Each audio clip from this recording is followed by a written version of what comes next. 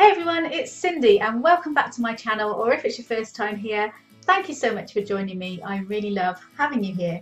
So if you haven't already, do please subscribe to my channel. I post videos every week which are instructional or educational, to do with mindset or business tips, particularly for small business owners and life coaches. And I also add in a few vlogs for a bit of interest, and one of my recent ones was how I met my husband, which is really cute, and I'm surprised you let me post it, but there you go. So if you haven't already, subscribe, and if you have subscribed, then make sure you click the notification bell and you will get notified every time I upload, and it means you won't miss a thing. So with all that said, today's video is a replay of Feel Good Friday that took place today on the, let me check, 19th of January.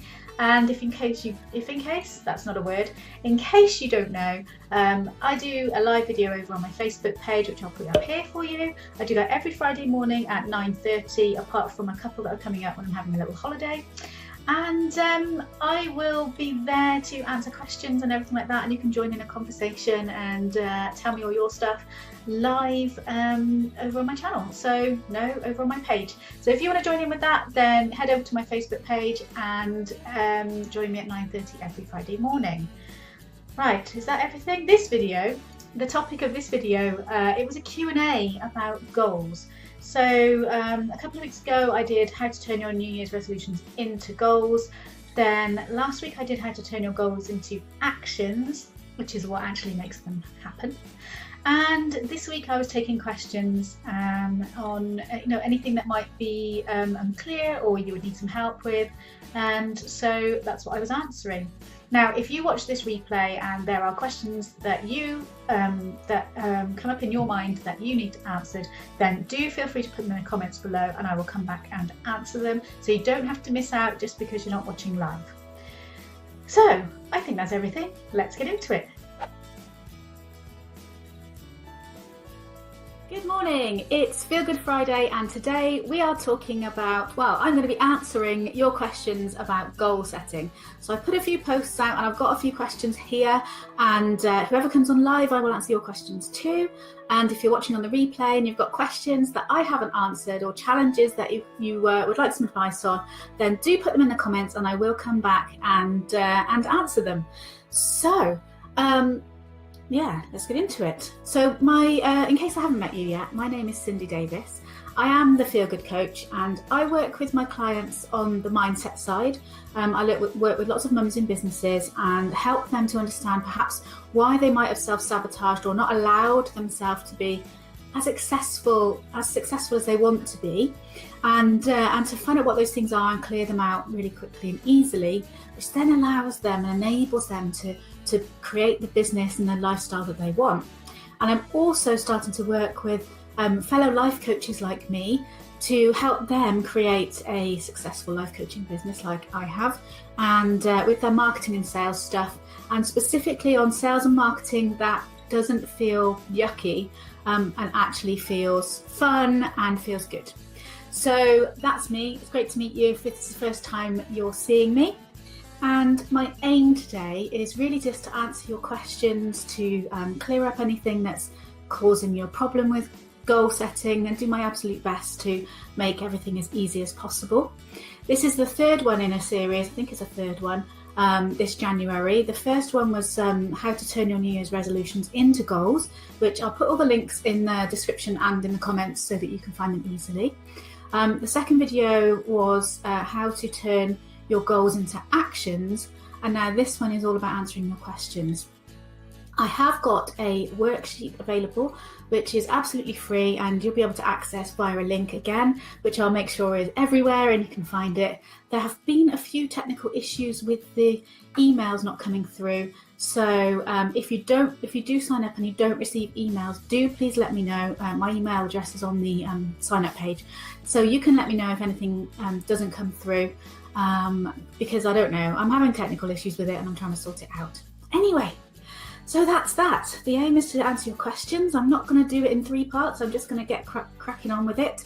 And I've got a few questions here, so I will just grab them. So one of the questions that I do get asked a lot is, how many goals should I have? And that it does vary. It depends on how much time you've got and how much energy you've got and other resources. But I would say no more than 10, because any more than 10 is just too many to be working on. So what's a really good idea is to have your goals set about your life and your business and all areas, really, rather than only having goals for business. Because you are your business, and the reason why I work so much on mindset with my clients is because how we turn up in our business is how it's going to reflect in how successful we are. So having set our goals on the personal side and the business side, in total I would have no more than 10 at a time. Now, before you get all excitable and say, but I've got loads more things than that I want to do this year, then it's fine. What you do is you work on your 10 most important goals. You find which are the ones that mean the most to you. You work on those ones, and then you can have another go through the worksheet, create some more goals, and start working towards those. But it's really important not to have too many at once, otherwise it just gets overwhelming.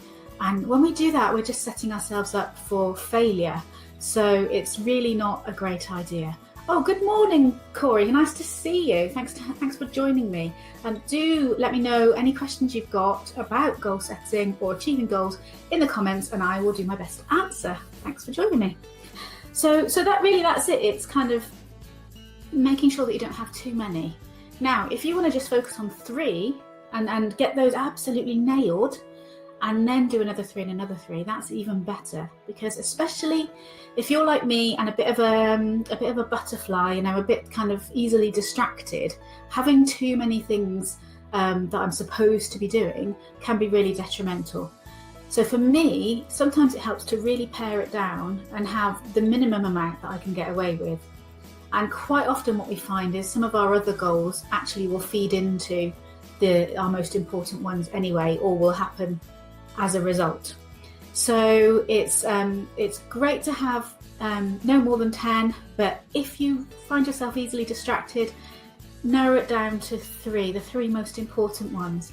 Really focus on getting those done, and then when you've got there, when you've achieved that, or when you feel like you've broken the back of it, then you can start to bring in some more goals. But don't overwhelm yourself by setting too many. It's a massive mistake that lots of people make. And I'll just say good morning to Libby. Hi, thanks for joining me, Libby. It's great to have you here as well. So please do comment below and let me know your questions. And Sam, hi, great to see you too. Let me know your questions.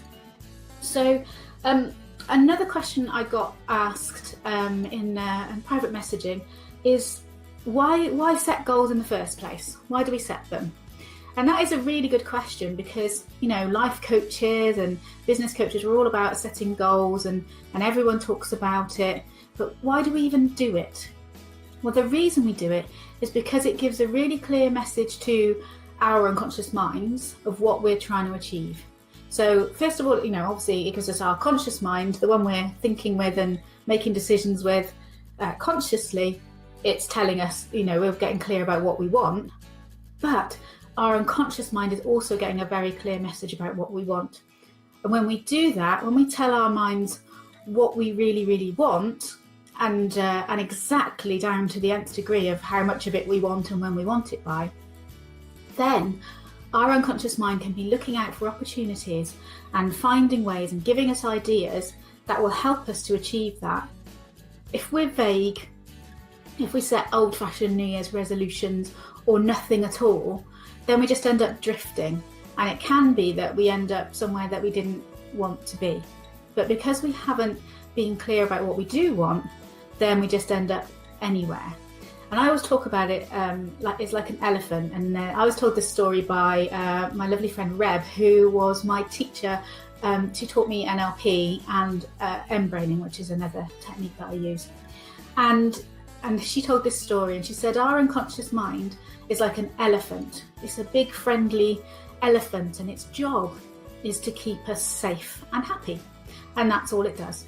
And we, as our conscious mind, we're the one sitting on top of the elephant and thinking we're in charge. But really, all the work's happening in our unconscious mind. So our elephant is wandering along through the jungle and avoiding holes and not walking into trees, keeping us safe, and taking us some places that are kind of all right. But because we haven't told it where we want to go, it just goes wherever we think, where it thinks we want to go, which might not be where we really do want to be. So it might take us over to a hot dog stand because that seems like a good idea, but it's not really what we want. But as soon as we direct our unconscious mind, tell our elephant what we want by setting our clear goals, then it knows exactly how to get us there. It knows the shortest route. And so it'll take us there as quickly as possible.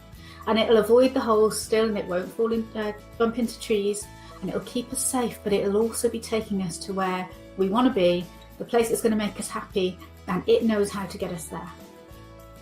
And if it doesn't actually know, it knows how to find out. So that's why we set goals, is to tell our elephants where we want to be. So I hope that makes sense to you. Okay, let's look. What other questions have we got? Lovely Sarah asked me, how can I stay motivated? And that's a really good question too, because we set these goals and they might be quite long in a timeline, when we might have a goal that doesn't finish till a year's time or longer. It might be a more long-term goal. And that can be really hard to stay motivated because the end is just so far away. And, in the moment when you're making a little decision, shall I get up this morning and go for a run or not? That little decision, oh, it's cold, I'd rather stay under my duvet. It's easier to make that little decision to stay in bed because that goal of maybe running a marathon or whatever it is seems like so far away. You think, oh, I've got time.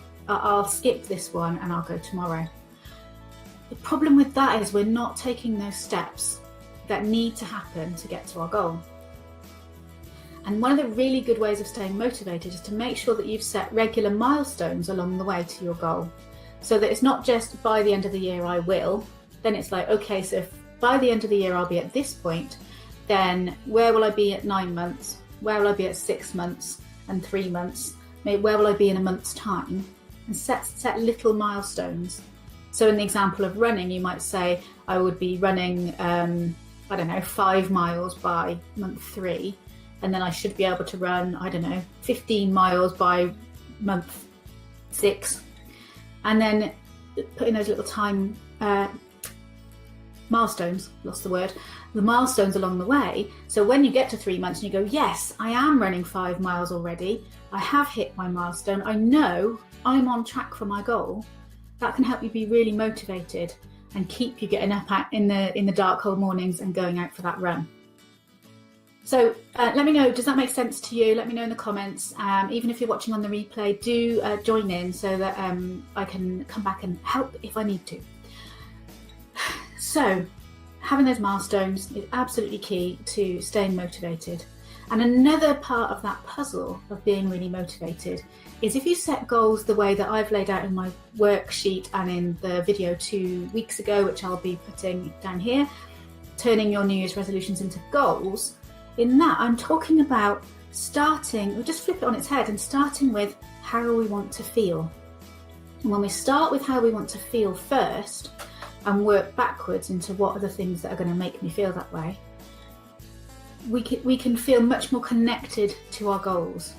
And so when we're waking up in the morning and it's cold and we don't get out from the duvet, we can, the emotion is there that says, yeah, but I'm going to feel so satisfied and I'm going to feel such a sense of achievement and I'll feel so proud and I'll feel exhilarated and all these feelings that I'm going to have when I reach my goal and run my marathon, and that will get you out of bed too. So that's one of the main reasons why we set our goals that way round, and it's what I've definitely started doing with all of my clients this year and what I've done for myself. I've got my worksheet here which I've been filling in, look, talking the talk and walking the walk, doing my work, and what I found actually by flipping it this way around is to focus on how you want to feel and actually giving time for those for that to come up, actually spending a lot of time on this part of the worksheet. I actually came up with some words that I wasn't expecting. I hadn't decided that that was what I wanted. It wasn't my head that decided, it was my heart. My heart said, this is what I want. My heart said, I want to feel serene and grateful and light and loving and flow and ease and all these things. So it's the tapping into the emotion really, really does help with the motivation. So just check in with Libby's got a question there. I always have goals in my head, but sometimes I find it hard to get started on the goals. Have you any tips? Okay, yes, definitely. So when you've got goals in your head, it's really, really difficult to see them properly. So first step, Libby, is always to write your goals down. Whether you do it with my worksheet or any other way, writing them down makes them more compelling and more powerful, and is really telling your elephant, definitely this is what I want. When they're in your head, they kind of float around it a bit. It's a bit like trying to grab a piece of wet soap, it'll move around all over the place.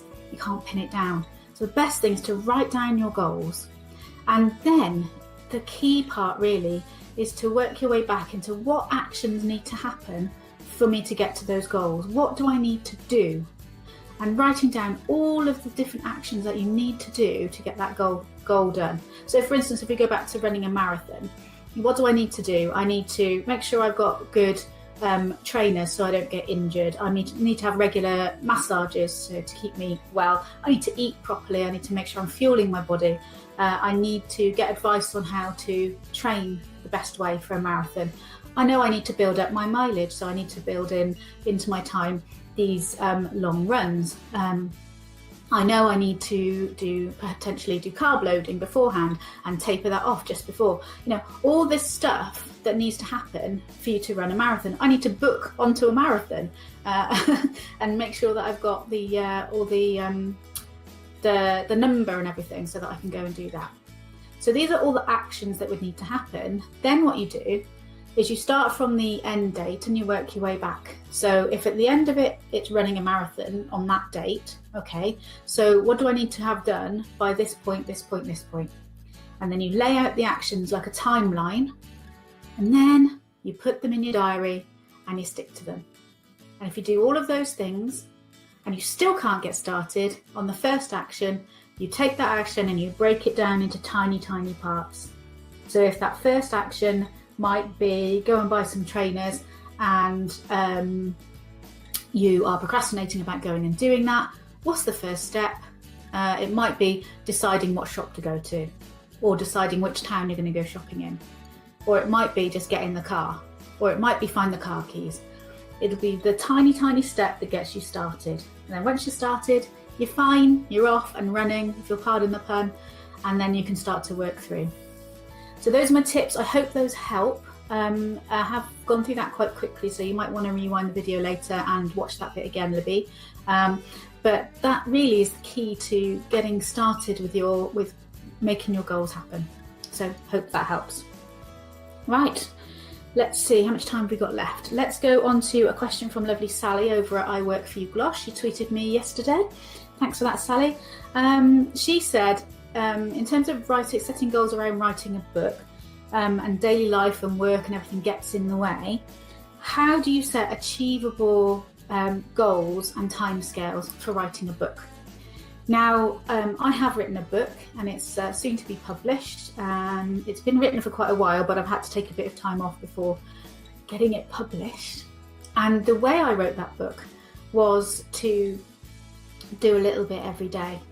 And that really, really, really worked for me. Now, I always used to think that I had to be in the right mood to write, or I had to be in flow and all that kind of stuff. And the truth is, what I actually ended up doing was training myself to get into flow in order to write the book. So I set my goal of, so when was it? I think it was April, and I wanted to get the book finished, written in its entirety by the end of September. That was my goal. And so I knew in order to get to that point, I needed to, I think it's about 250 words I was aiming for. So 250 words. By then, how many words do I have to write a day? Okay, 5 days a week, every morning, doing a bit of writing. Now, I can't remember the maths in my head, but I did work it all out. At 250 words, 250 pages. 250 words wouldn't be a very long book. So it's 250 pages, I can't think how many words there are in it, but how many pages do I need to write each day is where I started. And then I incorporated it into my Miracle Morning. So if you haven't heard of that, Miracle Morning by Hal Elrod, I think his name is, just Google Miracle Morning. And it's a brilliant book, it's an easy read, and it explains how getting up a little bit earlier in the morning and getting some personal development done, you do your meditation, you do a bit of journaling, you do some reading, read something inspirational or educational or helpful to you, to do a little bit of exercise, to, what's the other one? Can't think. Oh, to visualize. So all of those things every morning. And when we do that first thing in the morning, it sets you up for the day so well. It's brilliant. So I was doing my Miracle Morning, and then I tacked on half an hour every morning for doing writing. And then I would literally come in here into my office in my pajamas and my dressing gown and put the fire on because it was quite cold in the mornings, with a cup of tea, and I would just sit down and I would write for 30 minutes. And I made a decision to myself that I would not write, I would not critique what I'd written. I would just write the book and then go back and edit, because you can get so caught up in going back over the same stuff. So that's what I did. I wrote a little bit every day, and I completed my book on time. It's all done. Oh, well done, Sam. Thanks for finding the book. So if you look in the comments, Sam put the Miracle Morning down there. It's quite a long link, but it should work for you. So that's how I did it. With setting your goal for writing a book, if you want to write a book, if you say to yourself, "Oh, that I've got a story in me," or "I've got a book in me. I could write a book one day," or "I might write a book one day." First of all, start now, because the sooner you get started, the sooner your book will be done. Second of all, it depends on what kind of book you're going to write. So if you want to write a book about something you already know a lot about, if you're an expert in a field, then the amount of research you need to do will be a bit less. And if you're writing a novel, then you're likely to want to do a lot more research and planning about character, storylines and things like that. So, and where the book's set and all that. So you need to basically start with a mind map and plan out what your book's going to include in a very broad sense. So not down to what each chapter's about, but just what's it going to include? What do you want to tell people about? And then from that, you can work out how much research time you need to build in. And again, you do that 30 minutes every day, first thing in the morning, because that's the way it gets done. That's the way it gets done, and you get on with your day, and you don't even know you were up 30 minutes earlier. It's just done. So you do your planning in like a mind map type of thing, and work out how much time you need for everything. And then again, you set your goal and you work your way back. If by this date, if the 30th of September is the time I'm going to finish my book, so at this point I need to have written this many pages and this many pages and this many pages, so that you've got those milestones along the way and you can see where you're getting to. So for me, there was a bit of research at the start. I did that before the April when I started writing, the actual writing. So I did the research before, then I got cracked on with the writing. Some days I wrote about 500 words, some days I wrote 1200. Some days it really flowed, sometimes it didn't. You know, it was just like that, that's how it was. But what I got in the habit of was I would sit down, I would open up my Word document, I would read the paragraph that I last wrote, get myself familiarised with where I was, and then dive straight in and just write. For 30 minutes, set a timer goes off, save, shut the document, done.